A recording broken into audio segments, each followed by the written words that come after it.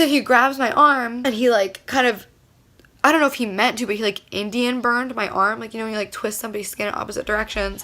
And he's trying to grab my phone. Before Gabbie Hanna created the Gabbie Show and her vlog channel and earned herself a combined total of over 5 million subscribers. Let me preface this by saying, if any of you dare to go find and hate on my baby sister, I will literally find and murder you. Before collaborating with some of the biggest creators on the platform, including Lily Singh, Miranda Sings, Joey Graceffa, Ricky Dillon, and Shane Dawson. I felt it. I felt it too. Okay. Round two? Round two. A little longer. Okay. That felt good. I'm feeling. Wow, they really both seem to enjoy that.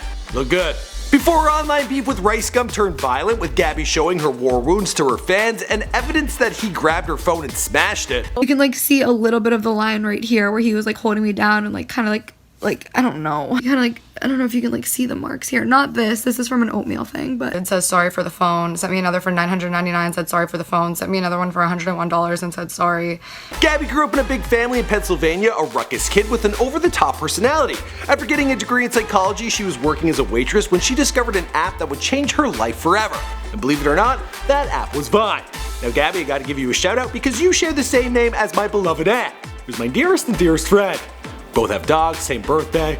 I'm getting off topic. What's going on, guys? My name is Michael McCrudden, and we're documenting the life and career of Gabbie Hanna prior to fame, here for you on Before They're Famous. We've covered other Viners turned YouTubers like Logan Paul and Thomas Sanders. We've also covered RiceGum. But let me know, as always, in the comments down below who you want me to document next. And hold back on the request for me to document Aunt Gabbie, although she would love that.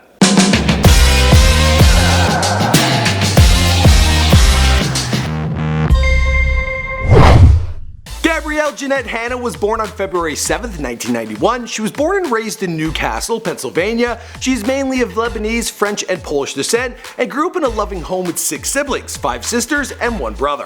As a kid, Gabbie was an energetic one. She's even described herself as being a bit obnoxious. In fact, it was her rambunctious personality as a kid that would eventually inspire the name of her Vine and YouTube accounts. She says she walked into a room one time and a group of people said, "Oh, here comes the Gabbie Show." Although her upbringing was mostly a happy one, Gabbie has revealed some traumatic experiences that she's gone through. For example, when she was in high school, one of her classmates, who was apparently known for being a bit of a druggie, well, she put her head on her desk one day and seemed to be sleeping, but after the bell rang and the class emptied out, she still remained there with her head down.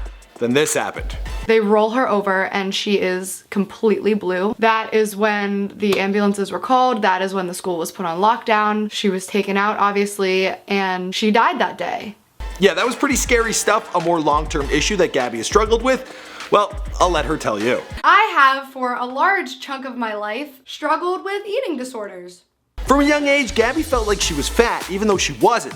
As a result, she explained that she would spend an unhealthy amount of time thinking about and worrying about food. She would go days without eating and then binge. And also this. When I would try to eat, I would just stand by my trash can because I knew for a fact that I was going to spit it out. Fortunately, Gabbie has dealt with the problem in a healthy way, working with a therapist and focusing on a healthy diet and exercise. However, it is still something she has to work with to this day. Gabbie attended the University of Pittsburgh, where she majored in psychology with a minor in economics. But after graduating college, she didn't continue her psychology education and ended up working as a waitress. It was while serving tables that she first got into Vine. And I saw some people that really made me laugh, and then I joined in on a hashtag, and then from there it just kind of like took off. Originally, she registered her Vine account under her real name, but once she got going, she decided that the content she was putting out might make it harder for her to get a job in the real world. Not on the MTV show, you know, like a job at a desk. Obviously, that's not something she has to worry about now, but at the time, she was just having fun on the new app and trying to figure out what to do with her life. So she decided to change it to The Gabbie Show, a title my aunt would totally click on. Big time. I should tell her. I love running through black neighborhoods with my shirt off. I'm gonna steal all of your baby daddies. I just got a Vine coach. Number 1, jumping jacks. Like this?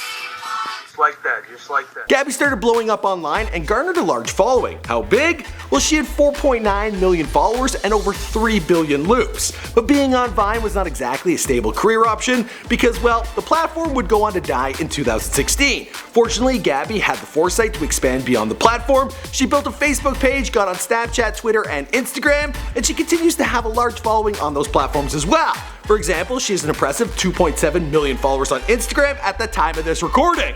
I can't even get to 20,000. But by far, her most important social media expansion was into the world of YouTube. You have an absolutely breathtaking hiney. You spelled hymen wrong. While most YouTubers generally build a main channel before creating spin-off channels, Gabbie was already so popular online that she felt comfortable starting 2 channels almost simultaneously. Her vlog channel was created on January 25th, 2014, with her first video posted 7 months later on August 27th. The Gabbie Show channel, although far more popular today, was actually created a couple weeks after the vlog channel on February 11th, 2014. With its first video posted, once again 7 months later on September 10th, 2014. Once again, already a star, Gabbie's first video were not the typical thing YouTubers start out with.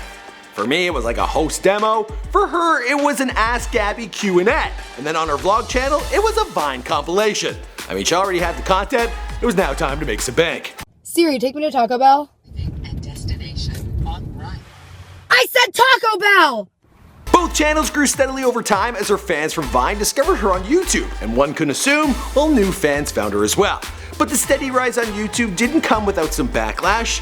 Haters, they be hating. It's like Christopher Columbus came to this land. He was like, I found India. And they were like, nope, not India. And he was like, you sure? I'm pretty sure it's India. The joke was a very similar bit to Louis CK, and Gabbie got called out for stealing this and other jokes. She was also called out for basically paraphrasing a Mitch Hedberg joke about being too lazy to write a joke down.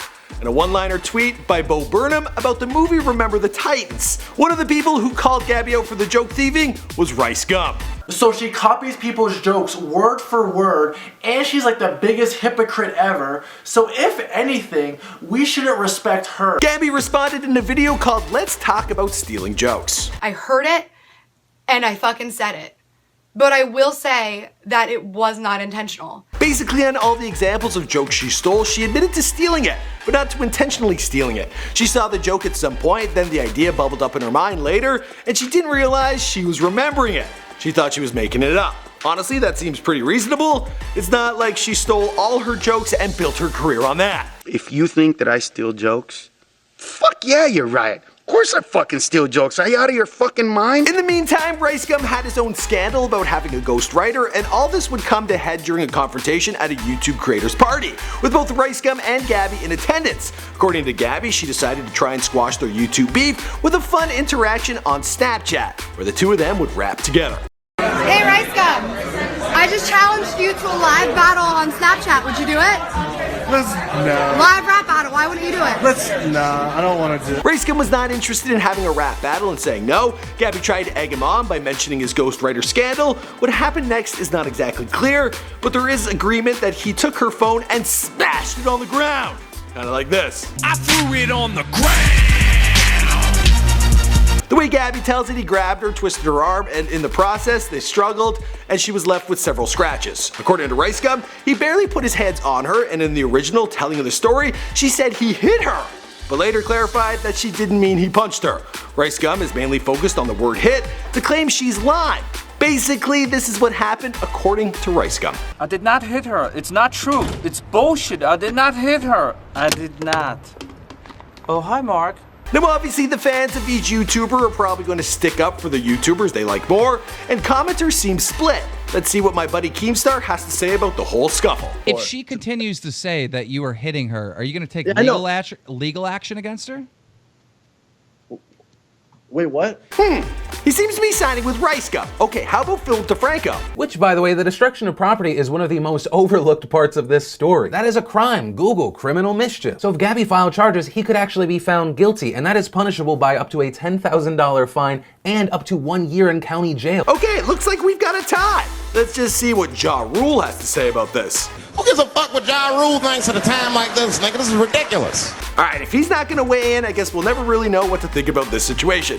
So you guys let me know your thoughts in the comments. As for Gabbie, well, like all YouTube drama, this stuff is probably just gonna get her more attention than ever. And she's already killing it with more than 5 million subs between her 2 channels. As for the rest of the story, well, we'll have to wait and see, because this is before they're famous. My name is Mike McCrae. We make all sorts of celebrity bios here for you on this channel. We've done a bunch on YouTubers, and we're gonna do more in the future. But we need your suggestions down below, and I'll see you guys in the next video. Boom! Don't hit me, yo! I'm only 6'3" and 250. I didn't hit you. I didn't hit you. Did not hit her. It's not true. It's bullshit. I did not hit her. I did not.